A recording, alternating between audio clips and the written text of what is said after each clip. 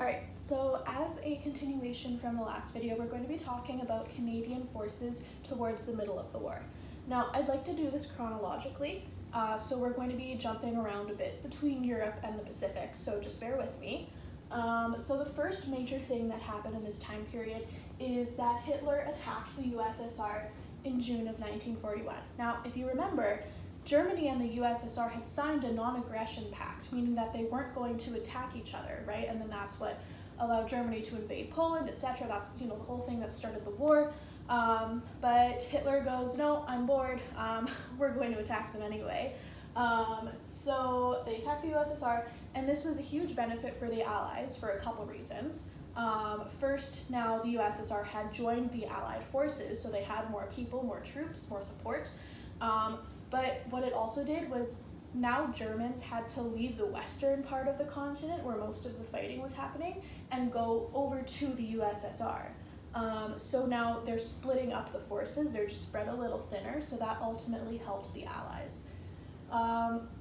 So next thing that happens on the other side of the world is December 7th, 1941, Japan attacks an American naval base called Pearl Harbor, which is in Hawaii. So what this did, this ended up being a benefit for the Allies as well, because now the USA declares war on Japan because they've been attacked, which then prompts Britain and Canada to also declare war on Japan. Remember, they had only declared war on Germany until this point. So now everyone's declared war on Japan, and now Germany is declaring war on all of them, right? Because Germany and Japan are part of those same Axis powers, so now the USA is officially in the war. And again, this is going to benefit the Allies because the USA is providing troops. They're a little bit more experienced than Canadian troops, so this is ultimately, hopefully, going to go well for them. So 8 hours after they attack Pearl Harbor, the Japanese forces begin attacking Allied bases in Southeast Asia, so including Hong Kong, which was a British territory at that time. So now, obviously, the Commonwealth troops are like, okay, well, we have to defend ourselves, but there's 14,000 of them, and there's 50,000 Japanese soldiers who are way more experienced than them. So, as you can see, December 7th to December 25th, this is a fairly quick surrender. So the Allies surrender, the Japanese won that battle. But then the Canadians who survived that battle were all sent to Japanese prisoner of war camps, and many of them actually died there, just because they weren't treated well, right? They were malnourished, they weren't being given the necessities that they needed, so a lot of them did die in those camps. So, 1941, moving to 1942, we have a famous battle called the Battle of Dieppe. So, in the summer, the Canadians raided Dieppe, which is a French seaport on the English Channel, so it's on the coast of France. But the problem is, they had this great plan, but they ran into some Germans in the middle of the night, and so they completely lost the element of surprise. Now the Germans know they're attacking, and they know when and where, so when Canadians show up bright and early for battle the next morning, the Germans are waiting for them.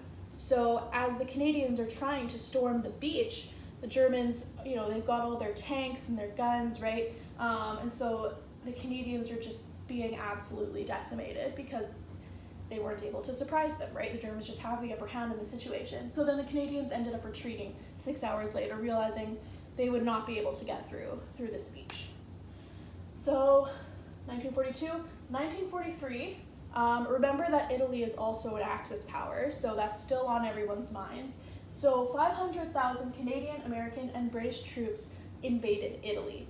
Now, if you think about the geography of Europe, Italy, right, it's on the south, but it's got all these borders into the southern part of the continent. So people were thinking, okay, well, the British are going to try to, fight through France and get through Germany, right, get all the way down to Italy. But what they did was they went around and they attacked from the sea, basically. Now, this is Italy. So, if you've ever looked at an actual map of Italy, this is not to scale. There's a little island off the coast of the tip of this boot, and it's called Sicily. So what these troops did was they went and they attacked Sicily, so they took control of this island, and then from there they were able to fight their way up through Italy this way. So Sicily fell after 38 days. And from the fall of Sicily, Mussolini, who's the dictator, right, of Italy, was overthrown.